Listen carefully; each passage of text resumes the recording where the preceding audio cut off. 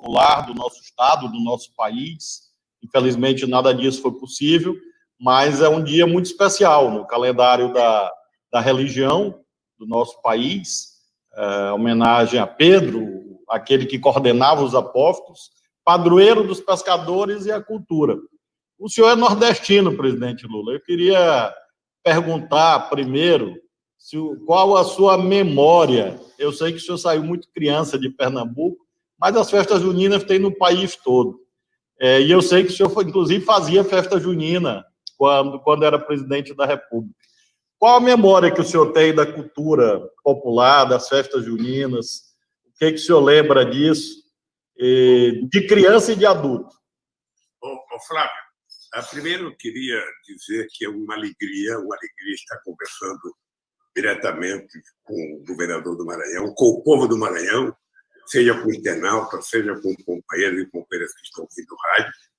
E dizer para você que a gente poderia começar, Flávio, a gente poderia, dando a nossa solidariedade às vítimas do coronavírus do Brasil inteiro, que me preocupa profundamente, porque a gente não tem e não é possível fazer uma previsão do fim disso, ou seja, e depois nós vamos entrar numa conversa que é o sacrifício que os governadores estão fazendo para tentar suprir a deficiência e a incompetência do governo federal, que deveria ser o carro-chefe da condução do enfrentamento ao coronavírus.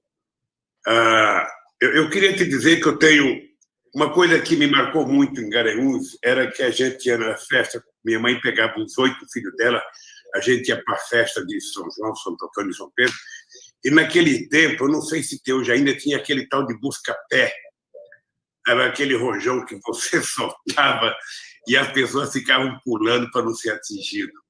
E depois o peão, o quentão, o cuscuz.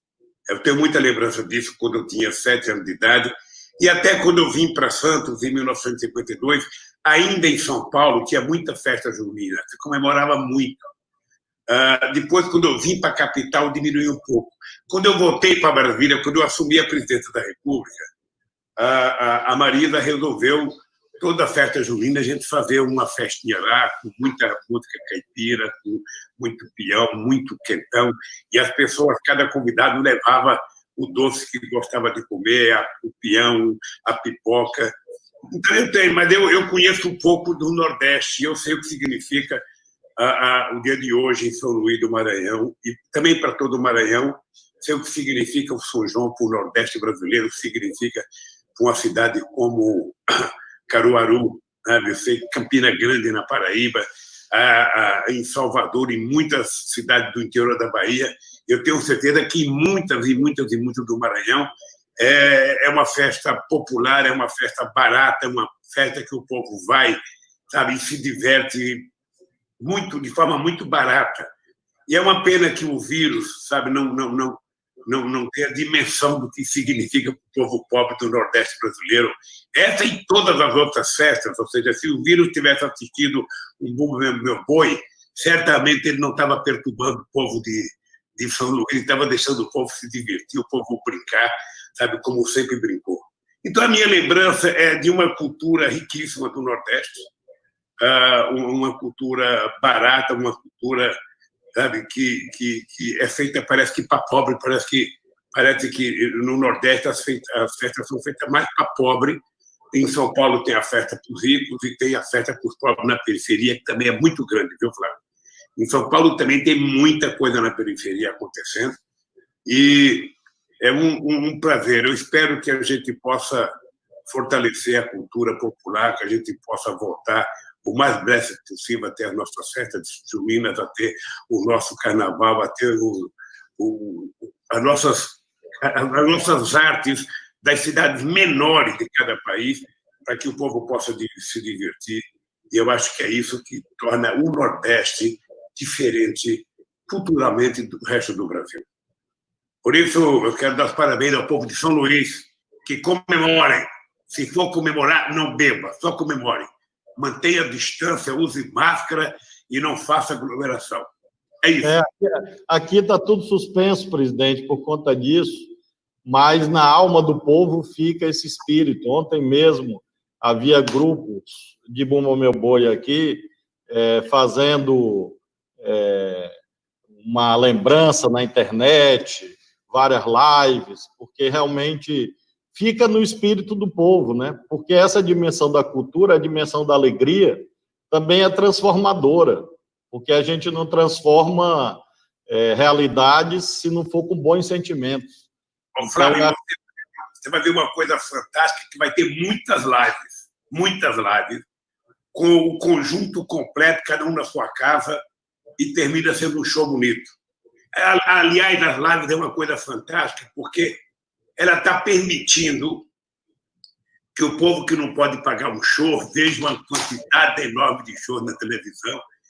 Eu acho que, depois da pandemia, que é um assunto que eu quero discutir contigo, eu acho que o mundo vai ter uma nova reorganização. Sabe, o mundo cultural, o mundo da educação, o mundo do trabalho. Eu acho que nada vai voltar a ser o mesmo. Nada, eu acho. Sabe? E eu acho bom a gente discutir o nosso futuro, porque a gente não pode, depois de sair dessa encalacrada que a natureza nos colocou, reforçada pela irresponsabilidade de um presidente que nós temos, ou seja, que a gente volte do mesmo jeito que a gente entrou nisso. Eu preciso que a gente seja mais humanista, que a gente seja mais solidário, que a gente seja um pouco mais companheiro. Voltar a falar bom dia para as pessoas, voltar a falar boa noite para as pessoas, voltar a sentar com alguém no restaurante que não vota em você, que não é do teu partido, mas que respeita a convivência na diversidade. Eu acho que é esse país que nós vamos construir depois dessa crise, viu, Flávio? Presidente, eu tenho aqui nas minhas entrevistas falado que quando nós atravessamos um impasse tão agudo, tão profundo como a humanidade atravessa, e o nosso país, nós temos saídas civilizacionais ou saídas de barbárie. Eu tenho comparado o fim da Primeira Guerra Mundial com o fim da Segunda Guerra Mundial. Quando a Primeira Guerra Mundial acabou, nós tivemos a ascensão do nazifascismo, ou seja, houve uma reorganização, mas em bases, como nós sabemos, bárbaras, bases de extermínio, de violência.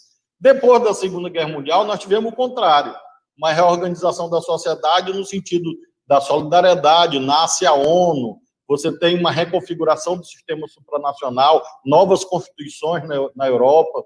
O senhor acha que o fim da pandemia vai estar mais para o fim da Primeira Guerra Mundial ou mais para o fim da Segunda Guerra Mundial? Olha, se depender do esforço que eu vou fazer, está mais para a Segunda Guerra Mundial. Ou seja, nós vamos ter que sair dessa história mais em paz, mais solidário, mais companheiros, mais amigos, sabe? É importante que a gente tenha, inclusive, uma visão de uma melhor organização, sabe, do mundo do trabalho, do salário, sabe, da relação entre as pessoas. Não é possível. Eu tenho chamado o seguinte: nós estamos numa era em que nós estamos virando algoritmos, ou seja, o celular nos dirige 24 horas por dia. Eu acho que nós precisamos aprender a dirigir o celular, para que a gente não seja obrigado a ver tudo que as pessoas do mal querem que a gente veja, e a gente consiga seletivamente ver as mensagens positivas, as mensagens boas, que está cheia também no celular. Então, eu penso muito que a gente vai ter um mundo melhor. Nós vamos ser obrigados a ter um mundo melhor, porque a gente vai terminar essa luta toda contra o coronavírus, a gente vai terminar de verdade quando a gente tiver vacina. A gente vai terminar, mesmo assim, todo ano pode ter uma crise. Mas a gente vai estar mais tranquilo. E ainda vamos ter que pensar no mundo do trabalho. Eu fico horrorizado quando eu vejo o ministro da Fazenda dizer que deveria aproveitar a crise do coronavírus para fazer mais reforma. Ou seja, a mais reforma dele é tirar mais direitos dos trabalhadores, é privatizar mais empresas públicas. Você veja que a atitude que eles tomaram essa semana, Flávio, da água, é um absurdo, veja, porque a água ela é vida quando você a leva para a casa das pessoas para beber, e ela é vida quando você a devolve ao mar depois de tratar a água, sabe, das casas, dos dejetos, ou seja, e de forma irresponsável eles resolveram privatizar a água, um bem da humanidade, uma coisa que ninguém consegue viver sem beber água, e por isso é que o Estado não pode abrir mão, não pode abdicar de ser o responsável para garantir que todo mundo tenha direito à água tratável, potável, de muita boa qualidade, e também tratá-la, recolher os dejetos na casa das pessoas, recolher, sabe, e devolver ao Oceano Atlântico também tratada, porque também o oceano significa vida. Sabe? E eu acho que isso nós vamos ter que discutir. A questão ambiental ela vai voltar com muita força. A questão cultural vai voltar com muita força. Vai voltar com muita força, ou seja, não é possível num país do tamanho do Brasil, com a quantidade, com a riqueza da cultura popular, com a riqueza dos artistas que nós temos, o presidente não ter competência para escolher um secretário da cultura, um ministro da cultura. Ou seja, então ele vai colocando as pessoas contrárias. Ele parece que está fazendo uma reversão do bom senso.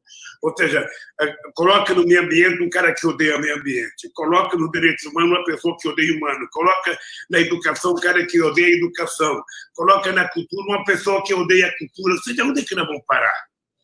Onde é que nós vamos parar assim? Então, eu penso, Flávio, que eu tenho acompanhado as tuas andanças pelo Brasil, tenho acompanhado as andanças de outros companheiros, e eu acho que nós estamos construindo, sabe, na sociedade um pensamento mais humanista. Eu acho que as pessoas vão votar diferente. Acredito nisso, e se depender de mim, eu vou trabalhar muito para isso, Flávio.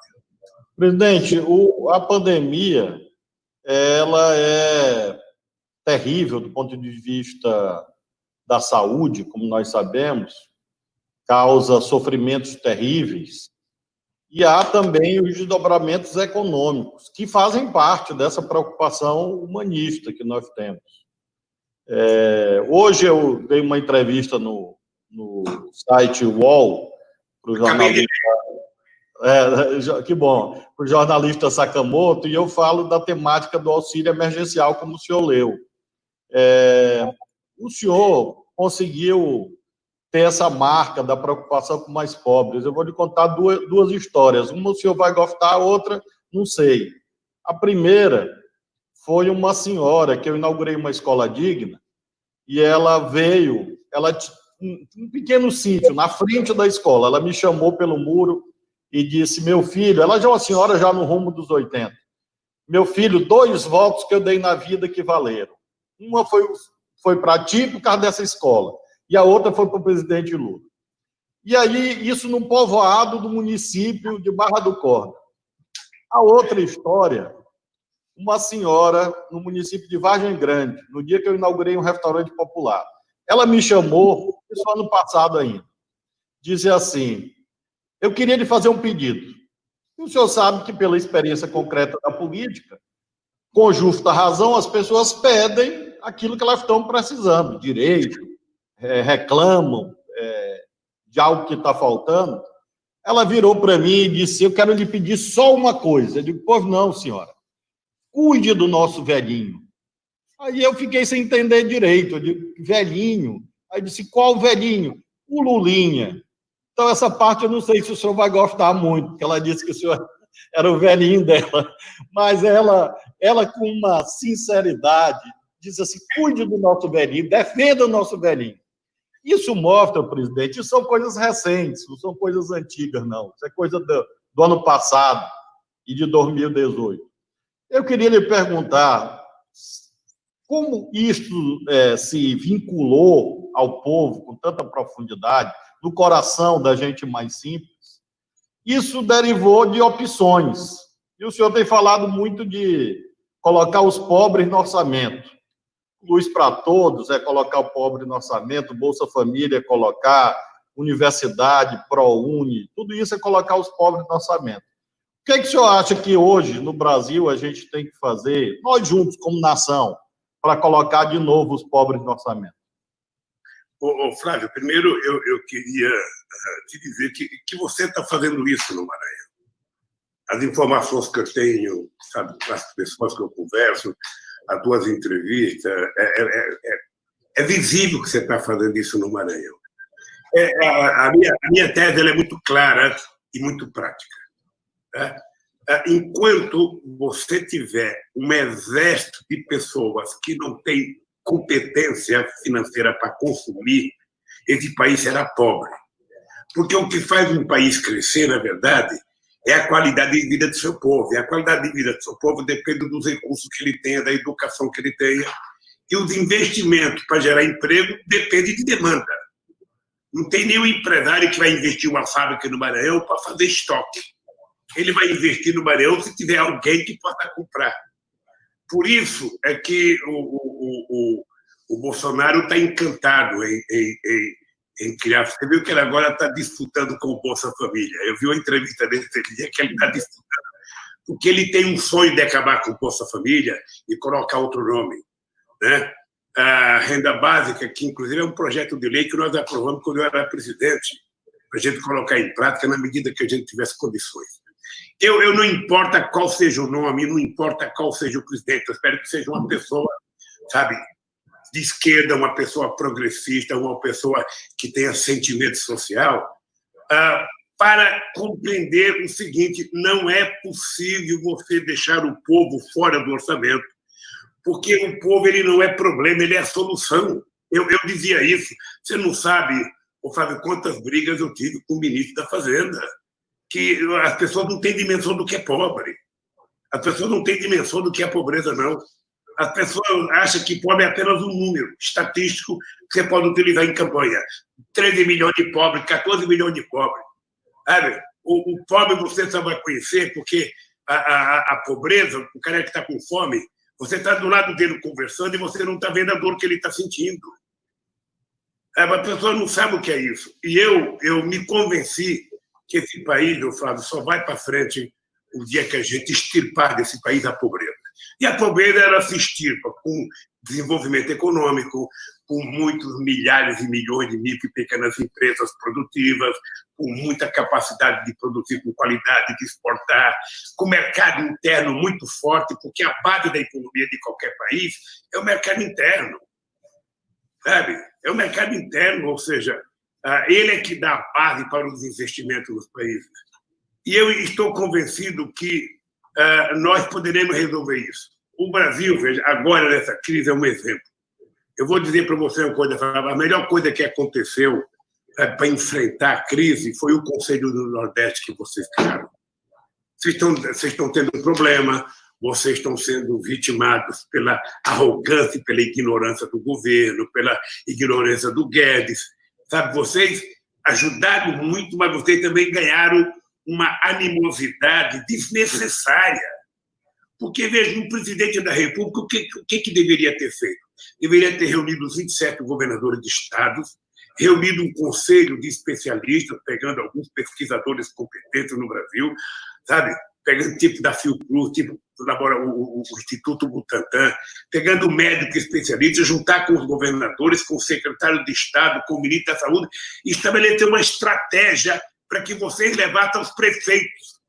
E o governo deveria fazer com que escoasse o dinheiro no tempo certo para você fazer as coisas no tempo certo.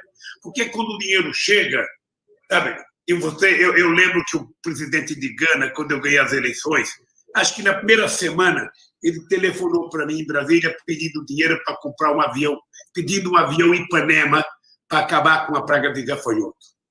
Eu, na época, na minha inocência, achei que era rápido. Chamei o Celso Amorim e falei: Celso, olha, vamos falar com o Congresso Nacional e vamos dar um avião para o presidente do Senegal. Demorou 8 meses, rapaz. O gafanhoto comeram tudo. E aí eu liguei para o presidente para pedir desculpa. Ele falou assim para mim: Lula, não tem problema. Na outra praga, sabe, o avião vai estar aqui, eu não vou deixar acontecer. Então, o que nós deveríamos ter evitado? A praga chegar ao tamanho que chegou. Se as pessoas tivessem se comportado dignamente, sabe, orientado por um governo que desorientou. Ia custar menos dinheiro, as coisas iam ser feitas na hora certa, e o dinheiro tinha que fluir. Ô, Flávio, eu estou discutindo com os economistas aqui. Eu, se fosse o governo, eu tinha feito o Tesouro rodar dinheiro novo. Rodar dinheiro novo é o seguinte: nós estamos em guerra e nós vamos vencer essa guerra. Então, nós vamos utilizar quanto de dinheiro for necessário para salvar vidas. Depois a gente vai discutir.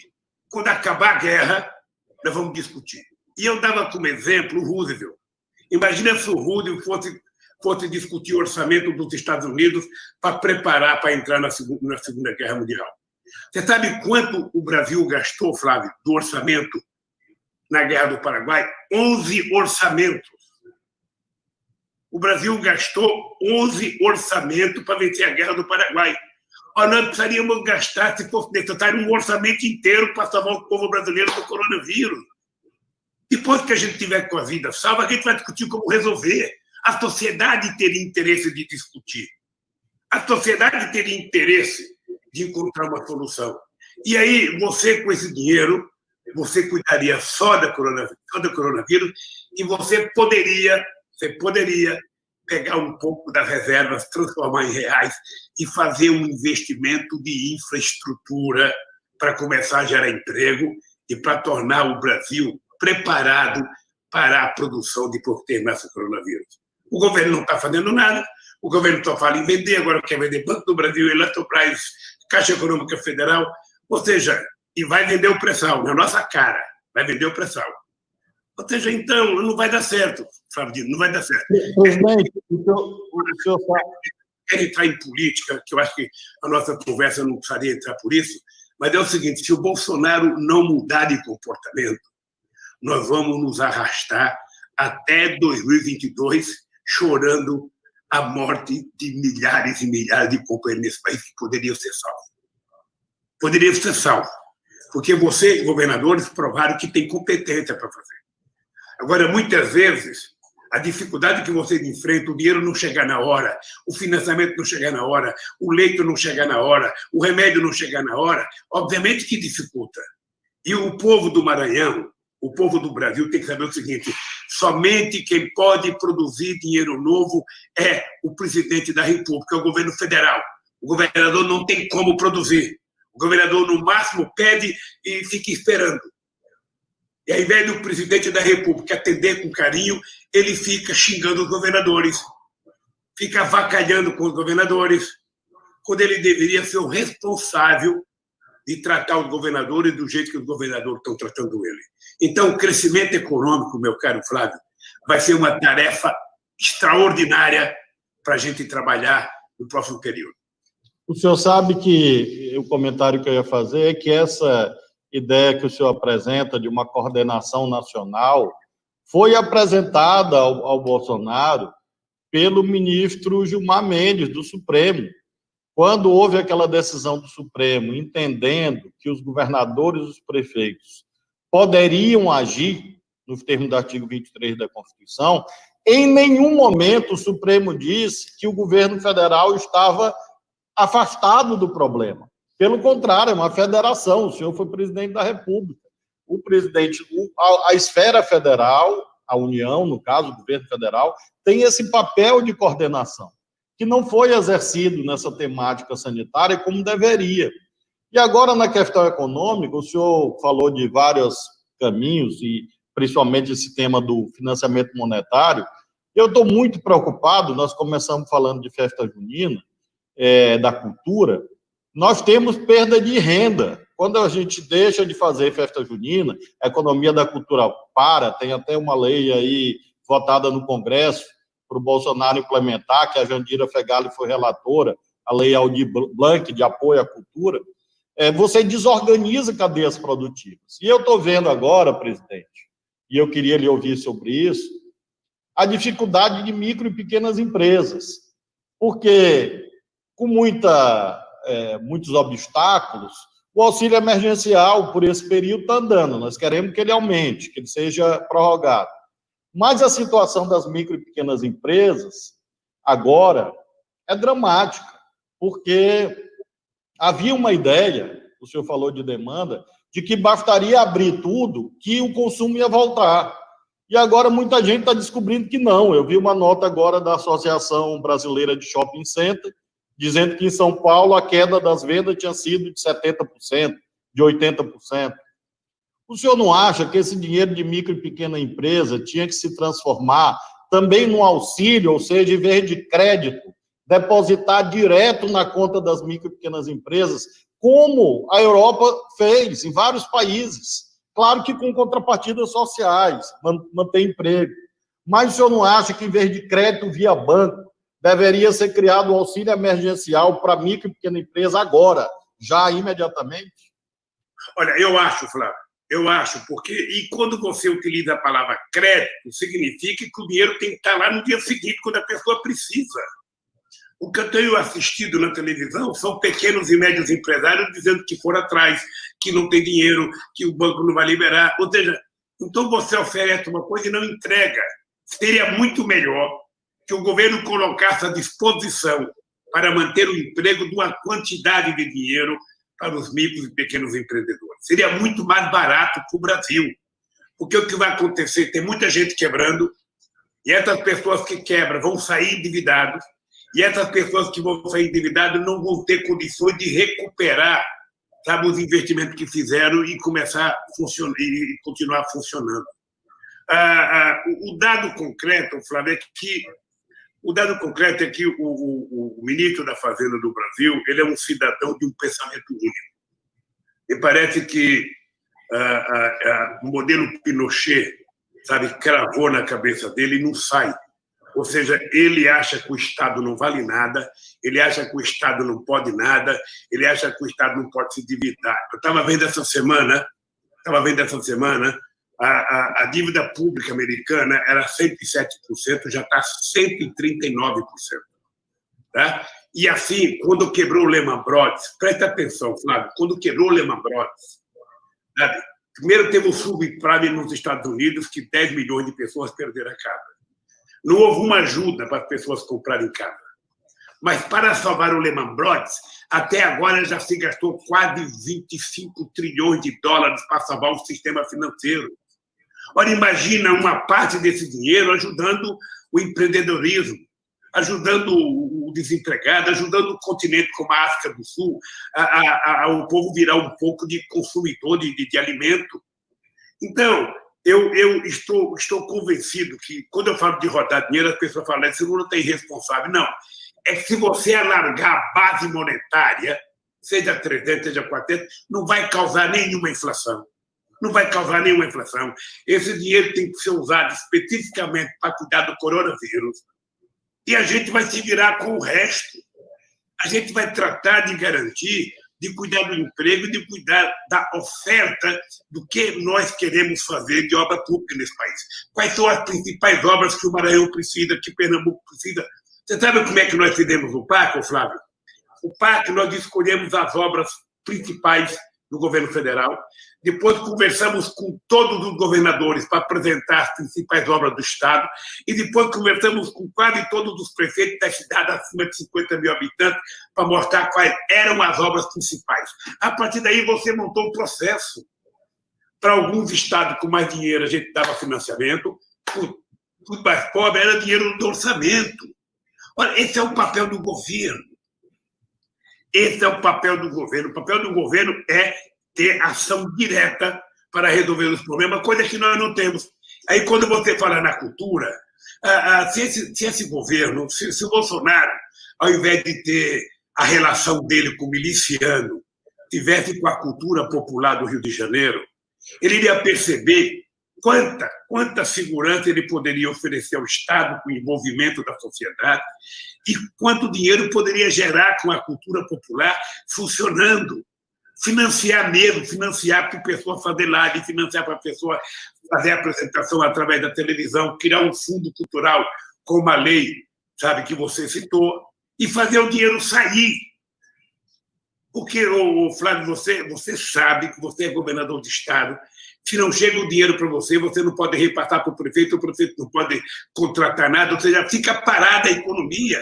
O papel do governo não é fazer discurso ou fazer fake news. O papel do governo é organizar a sociedade como se fosse um maestro. O seu Bolsonaro não tem que gostar do Flávio Dino. Ele não tem que gostar do Camilo. Ele não tem que gostar do governador Dória. Não, ele tem que governar o Brasil.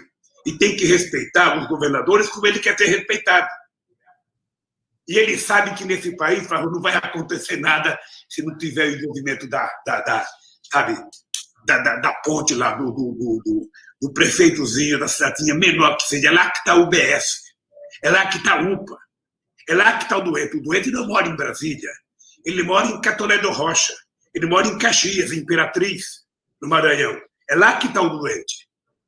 Então, ele não entende isso. Ele não entende porque, como ele não tem ninguém que trabalha, como ele não tem nenhum Flávio Dino lá, ele fica, na ausência de quadros, ele fica colocando general. Você veja esse último agora da educação, que aparece com um sorriso maravilhoso, já foi provada a falsificação do diploma de doutor dele, o plágio dele. O reitor da Universidade Federal de Rosário, onde ele disse que tinha feito pós-graduação, pós-doutorado, ele não fez nem doutorado. Como é que ele pode fazer pós-doutorado? Então, é um governo de mentira. É um governo que parece uma hélice que roda ao contrário. Tudo que é bom, ele esquece. Então, nós vamos ter um problema, o querido Flávio. Você é o governador, você sabe o sacrifício que você fez para chegar até aqui. E quando acabar o coronavírus é que a gente vai descobrir o exército desempregado. Porque, Flávio, eu não sei se você já se deu conta. Nós temos quase 50 milhões de aposentados, entre CLT, trabalhador rural, militar da União, militar do Estado, funcionário público da União, do Estado. É quase 50 milhões. Até um pouco mais que um pensionista. Né? Depois você tem outro tanto que está trabalhando. Quem é que pode ficar em casa, Flávio, no Maranhão? Quem é que pode ficar em casa, de verdade? Pode ficar os trabalhadores do comércio quando você fecha o comércio, pode ficar o trabalhador da prefeitura quando a prefeitura fecha, pode ficar os trabalhadores do Estado e aposentado. O povo pobre que tem que ganhar o pão de cada dia, ele, por mais que ele queira ficar em casa, ele não tem como ficar em casa. Ele não tem. Ele está em casa vendo o filho pedir leite, vendo o filho pedir um pão, sabe? Ele tem que sair para a rua. E quando o patrão força você, porque eu sei que os patrões, o comércio está pressionando vários governadores, eu até fiz estava dando uma entrevista lá para Paraíba, e os empresários mandando os trabalhadores ficar de joelho na porta da loja, e eu falei para o Camilo, pede PT de empresário, dá um atestado de vida para os trabalhadores. Cada data que eu garanto que for trabalhar não vai ter morte, porque vai ter higienização da fábrica, vai ter ônibus tranquilo para ele trabalhar, vai ter máscara, dê garantias. Porque quando morre um trabalhador, o patrão está pouco ligando, ele contrata outro. E você? O que vai fazer? Vai chorar. Então, Flávio, eu penso, veja, eu peço a Deus que cabe logo esse coronavírus para a gente poder sentar e fazer uma conversa de verdade com algumas pessoas que, no meu entendimento, são imprescindíveis para a gente recuperar a credibilidade. Porque, você sabe, você foi juiz, você é um homem de muita experiência, você sabe o seguinte, olha, ninguém faz nenhum investimento em lugar nenhum se não tiver credibilidade de quem está dirigindo e se não for previsível, sabe, as coisas que vão acontecer. O Brasil não tem credibilidade, não tem previsibilidade e o governo é o governo mais desmoralizado no planeta Terra hoje. Então, quem é que vai investir aqui? Quem é que vai investir aqui? Cara, eles falam em investimento, mas não tem. Então, Flávio, eu acho que nós vamos ter muito trabalho. Eu, como você disse no começo, que a velhinha disse que para cuidar do velhinho, eu tenho dito o seguinte, eu tenho 74 anos de idade, em outubro agora eu faço 75 anos de idade, mas eu estou com uma motivação política de 30. Eu estou muito à vontade, sabe? Eu já fui tudo que eu poderia imaginar na vida, aliás, eu fui muito mais. Acho que Deus foi tão generoso comigo que se eu fizer hora extra mais 100 anos, eu não consigo pagar o que Deus já me deu. Tá? Mas eu não posso abdicar e tentar provar para a sociedade que o Brasil tem jeito. E para ter jeito tem que ter um homem sério, sabe, para governar esse país. Então eu estou nessa, querido, estou nessa, sabe, estou parabenizando o teu trabalho, eu vejo o esforço, sabe, do Camilo, eu vejo o esforço do Ricardo, do nosso indinho, do teu vizinho aí, do nosso companheiro Wellington, a coitada da Fátima sofrendo com o pão que o diabo amassou, porque aquela elite do Rio Grande do Norte nunca fez nada para aquele Estado. Nunca fez nada. Sabe? Eu estou rezando por vocês. Eu quero que você saiba, meu caro, que eu estou rezando para que vocês saiam desse negócio, porque daqui a pouco o governo federal vai jogar a culpa em cima de vocês. Eu falei, eles não me escutaram, eles não me entenderam, eles não me atenderam, sabe? Fique com a consciência tranquila de um homem que agiu corretamente. Se tem uma lição que a gente aprendeu no coronavírus, é que o Brasil provou que tem governadores humanos, que tem pessoas preocupadas com o povo. A gente pode até errar, todo mundo que quer acertar, de vez em quando, pode errar alguma coisa, sabe? Mas vocês podem ficar certos que o que vocês fizeram para esse país foi muito mais do que o governo federal fez. Vocês estão dando sinais de esperança para esse país. O Bolsonaro dá sinais de desespero para esse país. Eu, sinceramente, não sei como é que a gente vai aguentar isso até 2022. Eu espero que não seja necessário. Presidente, é difícil, de fato, porque às vezes dá até solidão, né? Porque você fica meio que remando e você está aqui no barco querendo que ele ande para frente. Eu já peguei um período difícil e no governo e outros companheiros governadores, e se a gente tivesse todo mundo junto na direção certa, já seria difícil, porque o coronavírus é um desafio para a humanidade, desafio para a ciência, ainda mais com gente do barco querendo afundar o barco, gente querendo furar o barco, gente querendo vender os remos, vender as velas, vender até o barco, jogar todo mundo no mar, aí que vai ficando mais difícil mesmo. E tem um segmento que o senhor mencionou agora, que tem ganho agora uma visibilidade, que são esses trabalhadores informais. O senhor mencionou há pouco a distinção que há entre os formais e os informais, e há quem fale até em uberização, precarização geral dos trabalhadores. Você tem essas milhares e milhares, bilhões de pessoas que hoje trabalham nessas plataformas tecnológicas, às vezes sem direito algum, são esses entregadores andando de bicicleta, correndo, de moto, sendo esmagado pelas taxas, que são fixadas unilateralmente. São pessoas realmente que, aparentemente, viveriam no século XXI, no que se refere à forma de trabalho, mas no século XVIII, no que se refere ao mundo dos direitos. Eu queria lhe ouvir um pouco sobre isso, porque nós já falamos do empreendedorismo, que é muito importante, do pequeno e microempresário para gerar emprego, dos formais, mas esses informais, presidente, jovem, normalmente são jovens, que estão trabalhando de moto, entregando as coisas, vão fazer até uma movimentação esses dias. O senhor não acha? Eu tenho defendido que eles precisam ter uma lei, direitos.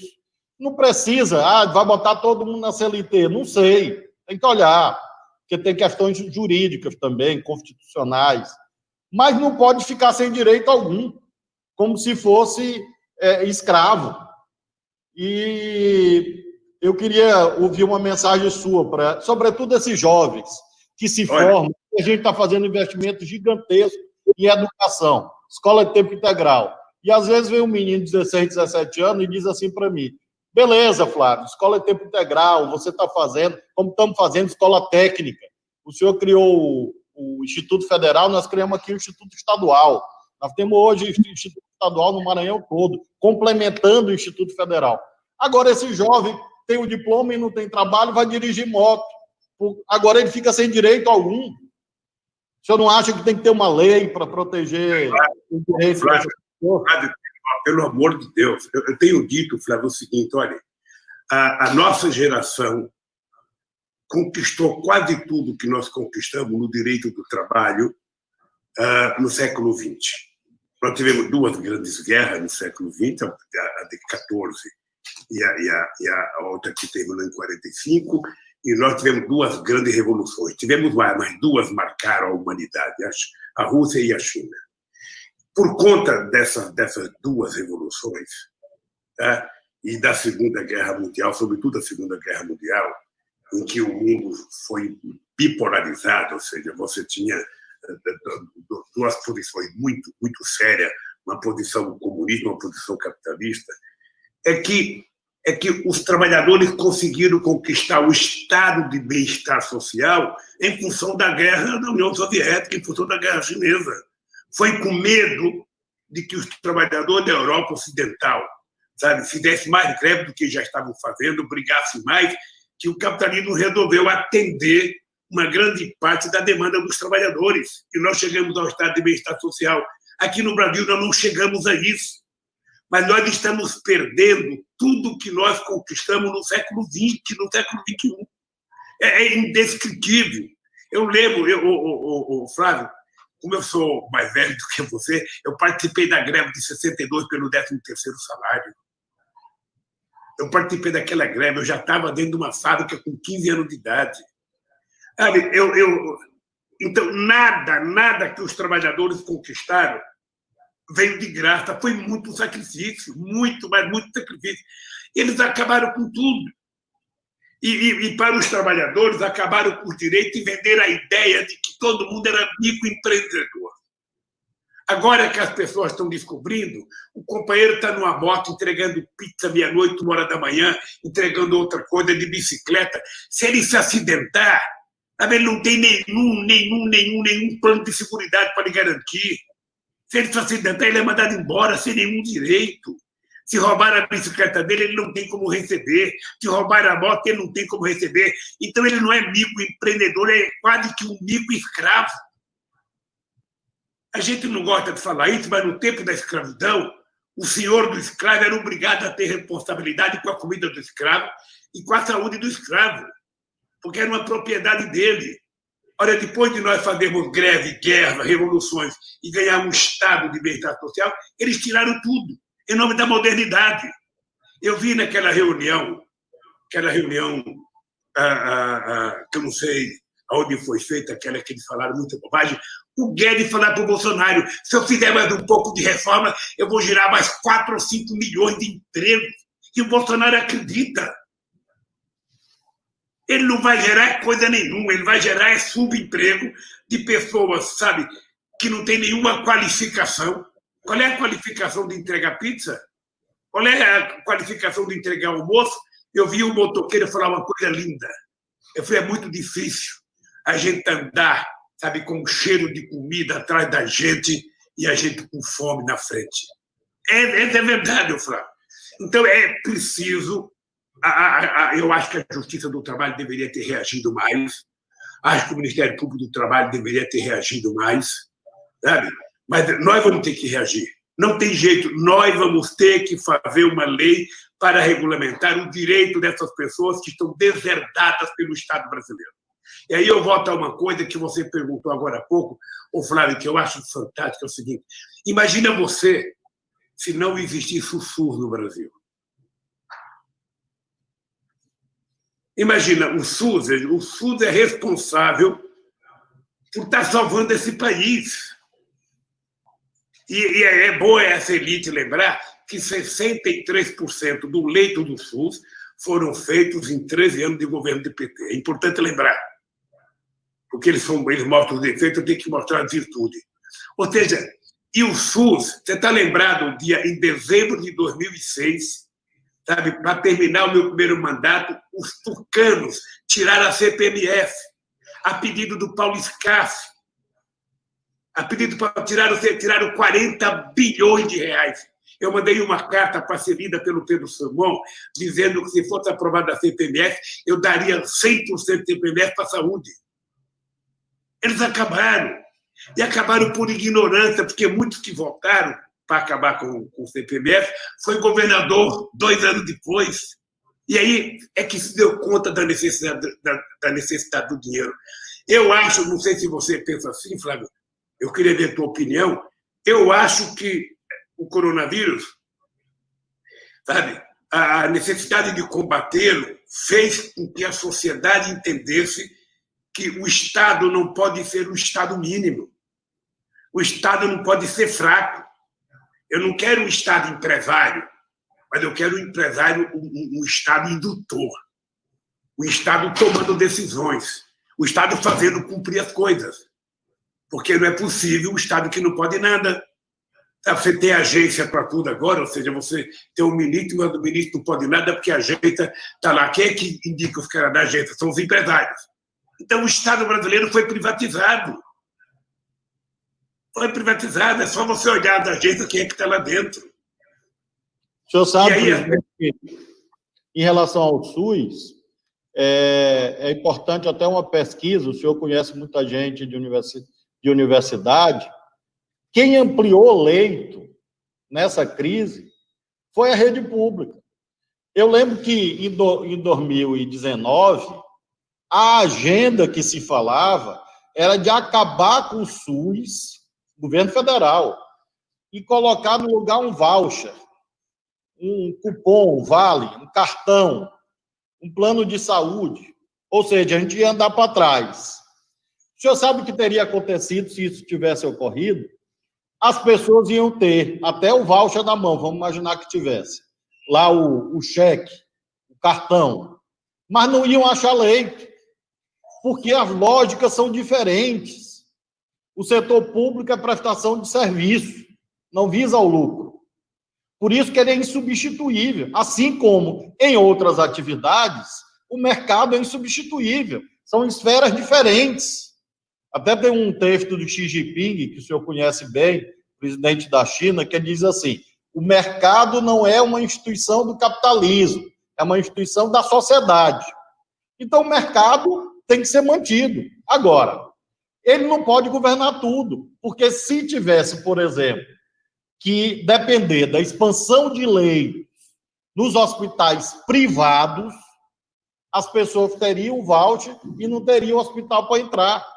Porque quem saiu em 100 dias, presidente, aqui, agora sábado, eu inaugurei uma ampliação de hospital numa cidade que o senhor conhece, chamada Itapecuru Mirim, tem muita comunidade quilombola, e inaugurei um hospital novo numa cidade chamada Santa Luzia do Paruá, na BR-316, já no rumo do Pará.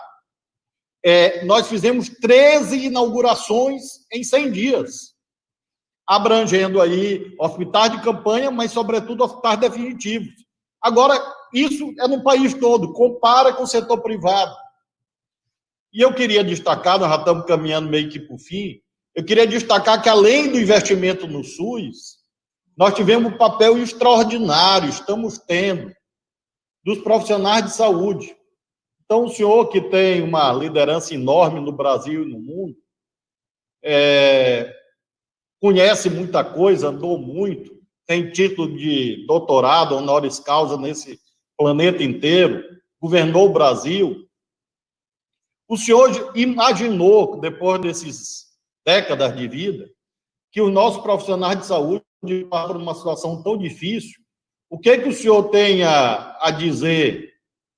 Eu aqui todo dia agradeço muito a eles, porque é claro que não é todo mundo, tem problema em todo canto, mas, de um modo geral, as pessoas estão se sacrificando com aquele espírito humanitário. Então, qual é a sua mensagem para os profissionais de saúde do nosso país, para quem faz o SUS todos os dias? Olha, a minha mensagem é de agradecimento, porque, obviamente, que todo profissional de saúde faz um juramento, sabe, para exercer a função. Mas no coronavírus as pessoas estão fazendo além da conta. Tem pessoas que já estão meses sem ir para casa, tem pessoas que já se separou do filho, sabe? E essas pessoas você não paga elas, você não consegue mensurar o pagamento em dinheiro, o pagamento é em solidariedade, é em carinho, é em oportunidade. Eu espero que essa seja uma lição que a gente tome depois disso. Quando vi o Bolsonaro expulsar 10 mil médicos cubanos que prestavam serviço na parte mais pobre do Brasil, porque você sabe que está cheio de médicos que gostam de trabalhar na capital, no centro, ir para o interior, sabe? Enfrentar Mossoró não é qualquer coisa. Não é qualquer coisa, sabe? Pernilongo, mosquito pólvora, sabe? E aqueles companheiros iam, sabe? Houve um mal-entendido, houve uma briga desnecessária, não sei se a gente não conseguiu comunicar direito, eu sei que houve um entreveiro entre os profissionais da saúde do Brasil e os profissionais da saúde cubana que não deveria ter havido. Mas agora o que nós estamos percebendo é o seguinte, é que quanto mais profissionais de saúde a gente tiver, melhor. Não sei, eu vi na imprensa que você está dando bolsa para formar as pessoas que estão estudando no último ano de medicina, e vale a pena fazer isso. Faça o que você puder fazer para ajudar, faça, porque essas pessoas vão terminar prestando serviço ao povo do Maranhão, sabe? E eu acho que nós vamos ter gente mais solidária, sabe? Não é aquele profissional que só quer saber de ganhar o dinheiro com a consulta de R$1.000, R$1.200, R$1.300, não. É aquele pessoal que, antes de tudo, ele quer ver o ser humano bem. Ele não quer saber se é pobre, se é preto, se é rico, sabe? Se é padre. Ele quer saber o seguinte: é ser humano, está precisando de mim, eu estou aí para atender. O que você puder fazer, Flávio, faça, porque essa é uma categoria que sairá muito forte, sabe? Com uma moral muito elevada, sabe? Nessa tempestade do coronavírus. O senhor sabe que nós fizemos aqui, presidente, as bolsas, e esses estudantes do último ano, no auge da crise aqui, porque nós estamos, graças a Deus, numa curva declinante aqui no Maranhão, mas no auge eles foram para a porta das UPA, dos hospitais, os estudantes com essas bolsas. Nós fizemos aqui convocação de médico, fizemos seletivo, e, inclusive, trouxemos de volta muitos cubanos, porque nós achamos aqui uma construção legal. É claro que a minha experiência no judiciário ajuda, e acredite, houve gente que entrou na justiça para tirar os médicos, mas perderam. Você sabe. Nós conseguimos manter aqui, tem mais de 100 médicos estrangeiros nos ajudando, tem os bolsistas, e isso foi muito importante, porque ajudou que o nosso médico, que são poucos, consiga ficar dentro da UTI, cuidando dos doentes. Então, foi decisivo isso. Eu sinceramente esperava. O Mandetta, ele começou de um jeito, a gestão do coronavírus, e terminou de um jeito bom. Ele começou de um jeito, ele terminou sendo admirador do SUS.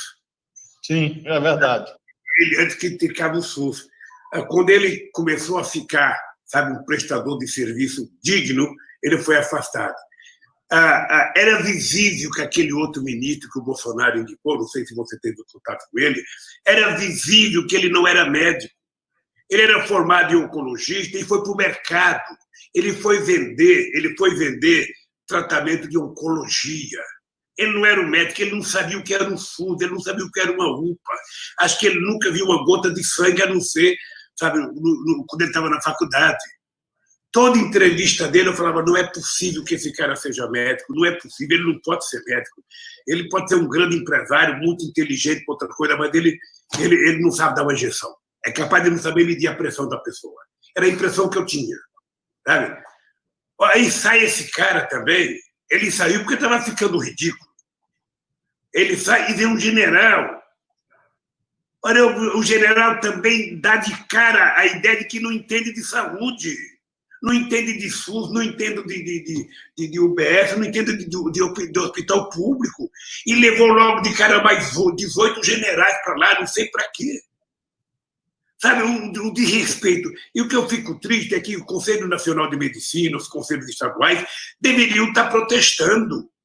Não é fazer só uma notinha e deixar, não, devia estar protestando, deveria marcar reunião com o presidente e falar: nós, do Conselho Nacional de Medicina, não aceitamos alguém que não entenda de saúde. Sabe, esse general devia estar preparado para estar defendendo a segurança nacional, a soberania nacional.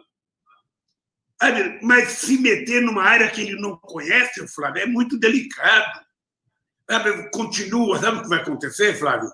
Em algum momento vai manchar o nome das Forças Armadas Brasileiras, que não deve se meter a fazer o que não sabe fazer. Não deve se meter a fazer o que não sabe fazer. Porque o Bolsonaro, como ele não tem gente preparada do lado dele, ele se escuda no militar. Tem tanta gente na educação nesse país, gente fantástica na educação nesse país. No Maranhão deve ter uns 50, em Pernambuco deve ter uns 50 altamente qualificados. Não, ele vai buscar um cara que falsificou o diploma. É um presidente que ele trabalha contra a verdade, contra o bom senso. Sabe? Então, eu acho, Flávio, por Deus do céu, olha, você não sabe o orgulho que eu tenho de vocês, governador nordestino. Você não sabe do orgulho porque eu sei o que o Nordeste tem passado na história do Brasil. Que depois de 1808, sabe, que a riqueza foi canalizada, sabe, todo para Minas Gerais a partir de 1690, a enxurrada de ouro, ou seja, o Nordeste foi empobrecendo, e de repente a gente consegue ser o lugar do Brasil que tem governadores mais jovens, governadores que renovaram a política, mais atuantes, com mais vontade de brigar, sabe? E eu só queria te pedir uma coisa, Flávio, não desanime nunca. Se você sair na rua e um cara te xingar qualquer coisa, não dê bola, não.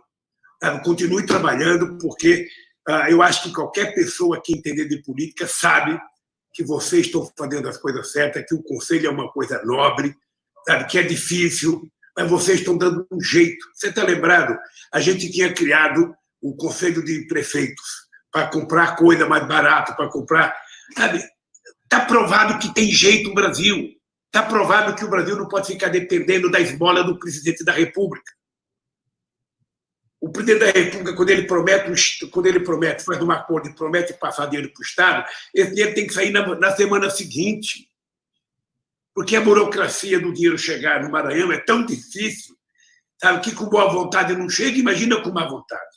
Presidente, eu queria, nós temos só um minutinho, nós temos 1 minuto e meio só, e eu queria agradecer muito ao senhor, agradecer a todos que nos acompanharam, e queria que o senhor deixasse uma mensagem, como eu deixo também, de solidariedade às famílias das vítimas do coronavírus, porque a gente precisa ter ideias, mas ter, acima de tudo, sentimento, coração.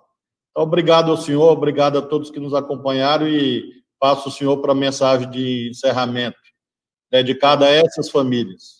Flávio, eu queria primeiro te agradecer o carinho e eu tenho acompanhado um pouco a sua vida, as suas andanças.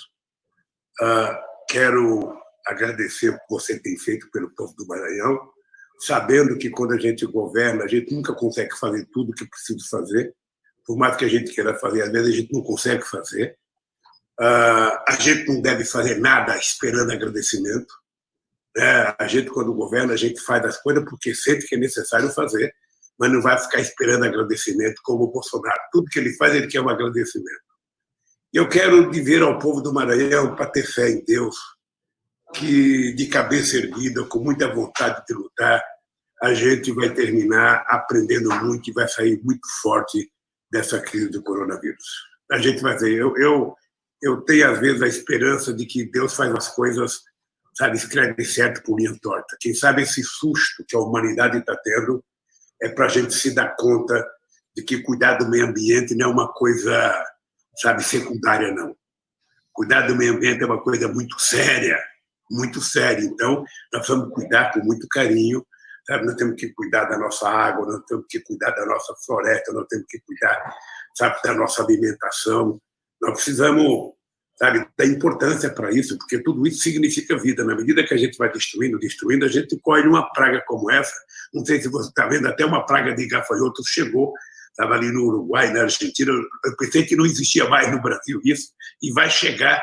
Isso significa que nós estamos mexendo de forma errada na questão ambiental. Então, eu quero te agradecer e quero que você saiba que você tem um amigo aqui em São Paulo. Um amigo para muitas coisas nesse país, tá? Eu vi uma cena ontem do cara falando que a palavra mais bonita que ele aprendeu foi no cara que ensina Libra, sabe? Essa aqui é a palavra amigo, ou seja, que é a palavra mais forte que ele aprendeu. Então, eu quero te dizer o seguinte: olha, conte comigo, sabe? Em qualquer circunstância, porque o Brasil está precisando de gente séria. E você e o nosso governador do Nordeste têm dado um exemplo para nós. Tá? Não baixe a cabeça nunca, nunca, sabe? Porque se eles botarem uma cangaia, você terá dificuldade de levantar a cabeça. Um abraço para a família, sabe? E um abraço ao meu querido povo do Maranhão e ao povo do Bumba Meu Boi. Obrigado, presidente. Obrigado pela sua gentileza. E o senhor está devendo a visita aqui no Maranhão, viu? Eu estou devendo, mas daí Mas só depois do coronavírus. Vamos passar tudo isso. aí a gente vai fazer a agenda, porque a gente tinha combinado no começo do ano, mas aí veio essa tragédia e a gente tem que vivê-la, abraçar sempre todas as famílias do nosso estado, do nosso país. E o senhor representa muito para a história do Brasil. Fábio, se você não leu ainda, leia esse livro, 1889. Do Laurentino, né? Eu li o livro dele sobre escravidão, o volume 8. Tem o de escravidão, tem 1822, 1808 e 1989. Se lê desses 3 livros, a gente vai ter claro o que aconteceu nesse país durante o período da escravidão. Eu estou lendo a biografia do Mandela. Abraço. Eu li. Eu estou lendo a biografia do Mandela. O senhor conheceu o Mandela, né? Conheci. Conheci o Mandela lá na África do Sul e conheci em Cuba. Eu participei do 1º de maio com o Fidel e com o Mandela. Deve ter sido um momento memorável, porque eu estou lendo a biografia e estou encantado com a... Claro que eu conhecia, mas o senhor falou aí desse livro. Eu não trouxe o meu para mostrar, mas eu estou lendo a biografia do Mandela, porque a experiência do CNA, do Congresso Nacional Africano, acho que ensina muito para o Brasil também, para esse momento que o Brasil vive. Presidente, obrigado, viu? Meus agradecimentos aos internautas e a todas as rádios. Presidente, nós tivemos conosco aqui dezenas de rádios. Quero agradecer a todos os radialistas. Muito obrigado aos internautas também. Obrigado a todo mundo. E fique com Deus e bom feriado, querido. Amém. Obrigado, presidente. Tchau, meu irmão.